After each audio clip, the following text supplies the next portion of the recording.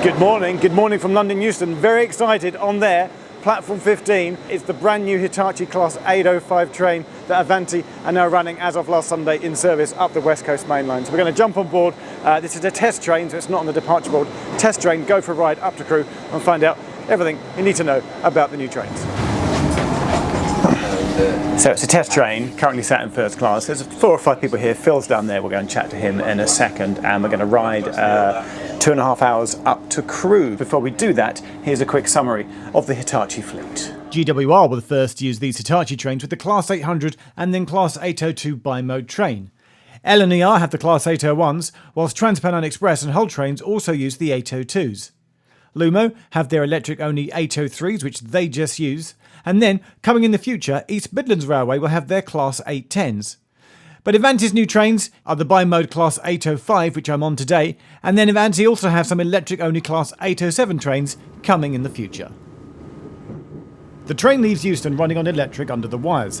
I want to know how much better the acceleration is for pulling away from stations, so that's something I'll be asking later. I'm in the rear cab, blinds down, can't see out, but it's okay. We're going to chat to some people. Are you offering to raise the blind? I can raise the blind for you. I can raise the bar and raise Andrew's, you're going to raise the bar by raising the blind. No, but we've got permission to go and be in the front cab, so we will get a shot out the front. And we're going to chat to various people. There's various members of staff on board. Always love chatting to the staff to find out the real nitty-gritty, the real info about the new trains. Thank you. Just taking a wander through standard. If you've watched my Pendolino upgrade video from a couple of years ago, you'll recognise these seats. The Pendolinos, they're going through a program of being refurbished, so these seats here will be familiar to you. Table seats. I'm told that on the old Voyagers, the 221s, which these trains are predominantly replacing, only about a third, 34% of the seats had table seats, but on these, on the 805 Hitachis, 50% have table seats, so there's more chance of you getting a table seat, which lines up perfectly with the window. Richard, morning. Geoff, morning. Just gave me a bag. Hello, hello. What's this? What's the name? So that it's a named train. You've given them a name. It's very exciting. Do you want to know how to pronounce it? Well, is it Evero or Evero? What do you think? I think it's Evero. Evero, spot on. Well done. Thank you. Evero. Why are you calling them Evero? I was method in the madness. We got together a load of staff and stakeholders about 2 years ago.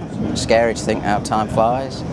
To sort of debate, to try and come up with a name that's memorable, that would sit alongside Pendolino. Okay. And from that was born Evero.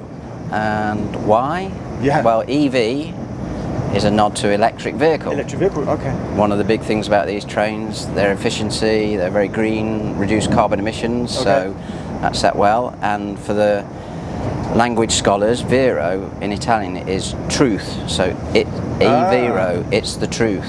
So it's almost like... I'm working in comms, I only deal in truth. It's almost like electric truth. Indeed. Okay. Yeah. But we're on an 805 This is an 805, yeah. Please tell me that this isn't by chance, it's deliberate. The 805s are 5 carriages long, and they're the ones that have just started to be rolled out.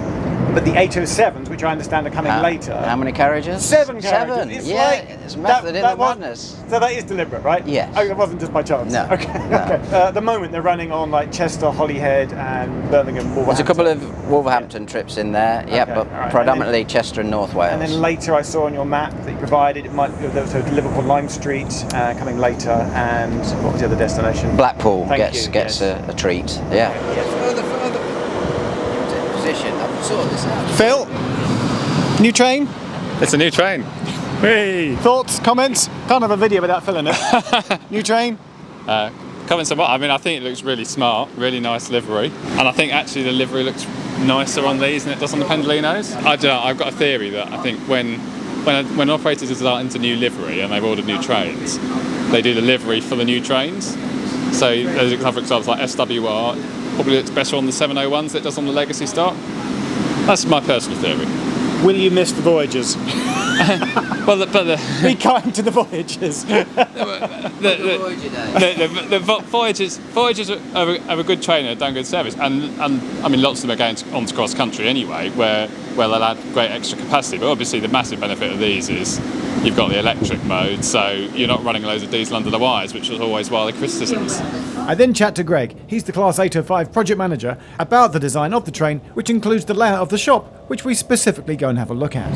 Obviously the seats are a big talking point over previous trains, and we've benefited from the experience of the Pendolino refurbishment. Same seat supplier supplied standard class seats, and used the same sort of experience of understanding of ergonomics for the first class seat selection. There was a certain amount of variation opportunity for us built into the contract, so we were able to change the design of the shop. We were able to pick some of the interior finish and seat suppliers and sort of makes those specific changes over the previous build. So we had a bit of freedom. We have actually come down to the shop. So there's a forward-facing counter and the counter to my left and the counter to my right. I feel like on other Hitachi trains, that one isn't open. That's closed. It's completely closed. It's just there. But you've got this serving. So where do you prefer people to queue? At that end or at that end? Or I've never stood in the shop before. I think can you wave as I pan my camera and we'll pretend you're a customer? Okay. Specific place you in the shop and the kitchen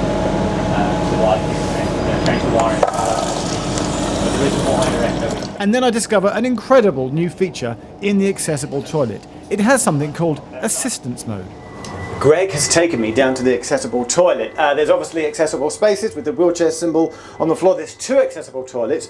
There's what they call like an assistance mode or modesty mode or a carer mode, where rather than the door opening up all the way and everybody can sort of peer in, Yeah, be able to see down from the saloon. there's a halfway door setting. That's right, yeah. So that a carer with somebody with assistance needs. They can set them up. Okay. And then exit the toilet discreetly, so it'll only open part way. That's fantastic. And then shut the door from the outside, and then obviously they can guard the door from the outside, and then when the occupant's finished, they can re-enter and help them out. So can you show us like the halfway door mode? We come in, we lock the door, The door is now locked. we press the carer mode button twice, Assistant mode has now been activated. it speaks for itself, and what that enables you to do now is while the toilet's still engaged, you can unlock the door, and now the carer can exit the door, but it'll only open the door part way. Maintain a bit of discretion for the person inside, so I can come out, I can close the door, and I've got controls over the door from the outside. I take a quick look around standard class, and then our train, being on a driver training test day, is making an irregular stop. In standard, regular luggage racks at the end here, and then through into the vestibule area, you've got the standard toilets as well, to either side, and the standard Hitachi bike rack as well. We appear to have stopped at Northampton. That's most irregular. So just from a novelty point of view, we'll chat to Andrew, our train manager, just because this train would never normally stop at Northampton, right? Never going north, going south once a day.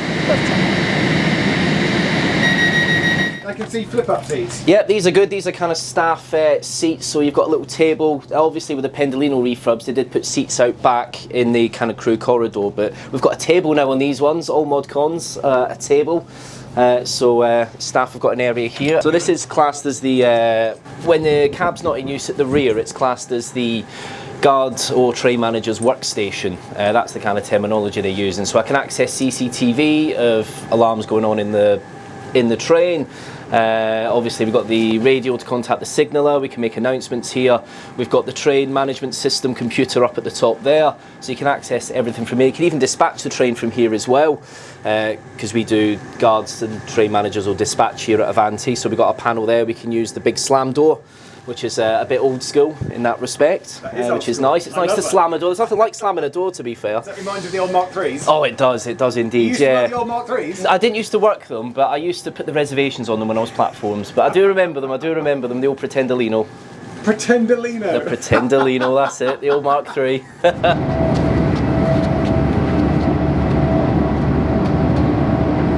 Come up the front of the train, just admiring the healthy amount of luggage space. This seems slightly deeper to me, like there's more luggage space. In fact, Richard's nodding there and he's confirming that that is the case. Now, I wanted to touch on the fact that obviously these are Hitachi trains. The acceleration was incredible when we pulled out of Euston, and they are much, much quicker than the Voyagers when accelerating. So it is of no detriment to the timetable. So the timetable will be adhered to as before. I can ask some more about that and how the train is performing, because they're letting us go in the cab.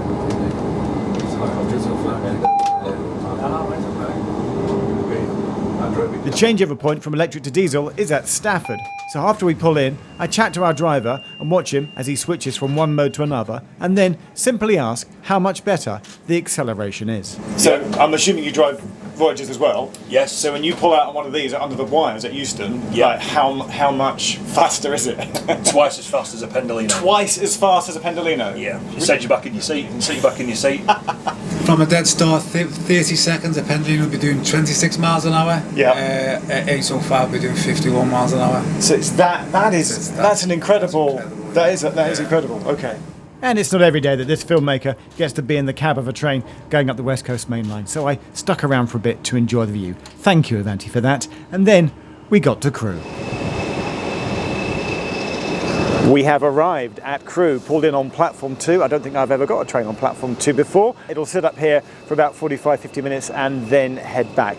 There are 13 Class 805 units coming to Avanti West Coast, and then hopefully later this year in 2024, I believe it's 10 Class 807s, which are the all-electric ones. These, of course, are the bi-modes, diesel and electric. That is your new Class 805 train, out now, in service, on Avanti. Thanks for watching. See you again next time.